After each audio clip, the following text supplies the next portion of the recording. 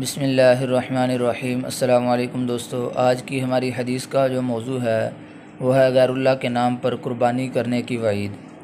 حضرت ابو طفیل عامر بن واصلہ رضی اللہ تعالیٰ عنہ فرماتے ہیں کہ میں حضرت علی بن ابی طالب رضی اللہ تعالیٰ عنہ کے پاس تھا کہ ایک آدمی آیا اور اس نے عرض کیا، نبی کریم صلی اللہ علیہ وسلم آپ کو چھپا کر کیا بتاتے تھے؟ حضرت علی رضی اللہ تعالیٰ عنہ غصے میں آ گئے اور فرمایا، نبی کریم صلی اللہ علیہ وسلم نے مجھے مخفی طور پر کوئی ایسی چیز نہیں بتائی تھی کہ جو دوسرے لوگوں کو نہ بتائی ہو، سوائے اس کے کہ آپ صلی اللہ علیہ وسلم نے مجھے 4 باتیں بتائی ہیں۔ اس آدمی نے عرض کیا، اے امیر المؤمنین، وہ کیا ہیں؟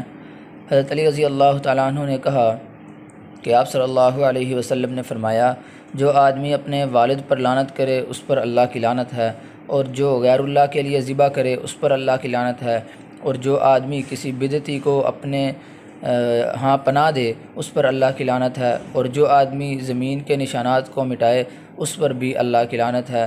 تو اللہ رب العزت ہمیں غیر اللہ کے نام پر قربانی کرنے سے بچائے۔